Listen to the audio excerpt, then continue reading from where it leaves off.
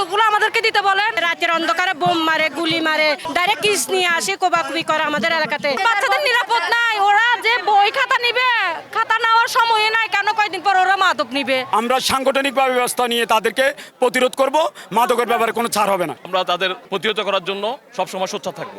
একটি পরিবার নয়, একটি দেশ, একটি জাতি। চট্টগ্রাম মহানগরীর সরাইপাড়া ও ঝর্ণাপাড়া এলাকায় চিহ্নিত আলমগীর বাহিনীর সন্ত্রাসী কর্মকাণ্ড ও মাদক ব্যবসার প্রতিবাদে ফুঁসে উঠেছেন স্থানীয় বাসিন্দারা। দল, স্বেচ্ছাসেবক দল।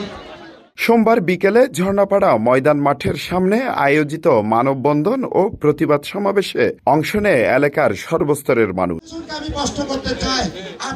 স্থানীয়দের অভিযোগ, দীর্ঘদিন ধরে আলমগীর বাহিনী এলাকায় সশস্ত্র মহড়া, হামলা, চাঁদাবাজি ও মাদক ব্যবসা চালিয়ে আসছে। ক্ষুদ্র ব্যবসায়ীদের রাত 9টার মধ্যে দোকান বন্ধ করতে বাধ্য করা হচ্ছে বলে অভিযোগ তাদের। এমনকি তার নির্দেশ অমান্য করলে হামলার শিকার হতে হচ্ছে দোকানদারদের, এমনটাই বলছেন তারা। আমরা এখন চাই আমাদের এলাকা শান্তি থাকুক, আমাদের এলাকা থেকে মাদক বন্ধন উঠে যাক, আমাদের এলাকা থেকে গাজাটি, মদতি, তারপরে বাবাটি উঠে যাক। আমরা চাই এটা, আমাদের এলাকা শান্তি থাকুক। যে আলমগীর দীর্ঘদিন ধরে, আজকে কয়েক বছর ধরে উনি মাদকের এখানে কারখানা করে ফেলছে।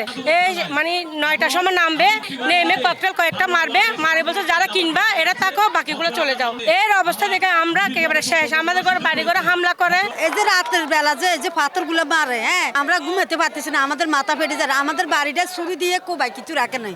আমরা ঝর্ণাপাড়া শান্তি চাই, আলমগীরকে চাই। পুলিশের দায়িত্বগুলো আমাদেরকে দিতে বলেন, আমরা আলমগীরকে বের করব। আমরা শান্তি চাই। আমরা এখানে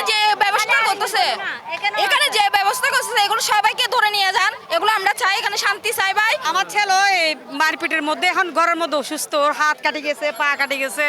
আর এরকম যদি যুব সমাজ যদি এরকম চলতে থাকে, এখন আমরা তো মায়েরা বাইরে হয়ে গেছি, বাসা থেকে এরকম তো চলতে পারে না। আলমগীরের বিরুদ্ধে একাধিক মামলা থাকলেও তাকে গ্রেপ্তারের কার্যকর উদ্যোগ দেখা যাচ্ছে না এবং তাদের দলীয়ভাবেও কোনো সুযোগ দেওয়া হবে না বলে সাফ জানিয়ে দিয়েছেন সমাবেশে আগত বিএনপির অঙ্গ সংগঠনের নেতারা। আমাদের দল ক্ষমতা যাওয়ার আগের থেকে আমরা মাদকের ব্যাপারে জিরো টলারেন্স আমাদের ছিল এবং আমাদের সংগঠনের নাম ব্যবহার করে কেউ যদি মাদকে জড়িত হয় তার দায়িত্ব সংগঠন নিবে না। এবং আমরা স্পষ্টভাবে বলে দিতে চাই, কেউ যদি আমাদের রাজনীতিতে সম্পৃক্ত থাকাকে তার ঢাল হিসাবে ব্যবহার করতে চায়, আমরা সাংগঠনিকভাবে ব্যবস্থা নিয়ে তাদেরকে প্রতিরোধ করব, মাদকের ব্যাপারে কোনো ছাড় হবে না। যারা এই ধরনের মাদক ব্যবসায়ী এবং সমাজে অশৃঙ্খল পরিস্থিতি সৃষ্টি করবে, তাদের ব্যাপারে আমরা সবসময় সোচ্চার থাকবো এবং তাদের বিষয়ে আমাদের সর্বোচ্চ আমরা তাদের এই প্রতিহত করার জন্য সবসময় সোচ্চার থাকবো। প্রশাসনের কাছে আমরা দাবি জানিয়েছিলাম, কিন্তু প্রশাসন কোনো পদক্ষেপ নেয় নাই বলে বারবার হামলা হচ্ছে। সাবেক কাউন্সিলর, আমাদের রাজনৈতিক অভিভাবক এ সময় এলাকাকে মাদক মুক্ত করতে বিশেষ অভিযান পরিচালনার জন্য প্রশাসনের প্রতি জোর দাবি জানান বক্তারা।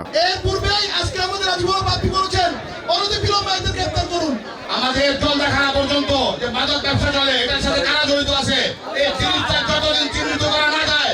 স্থানীয়দের অভিযোগ, দীর্ঘদিন ধরে সন্ত্রাস ও মাদকের আতঙ্কে বসবাস করছেন তারা। দ্রুত ব্যবস্থা না নিলে কঠোর কর্মসূচির হুঁশিয়ারিও দিয়েছেন সকলেই। Hossain Abbas, CTG post, Chittagong.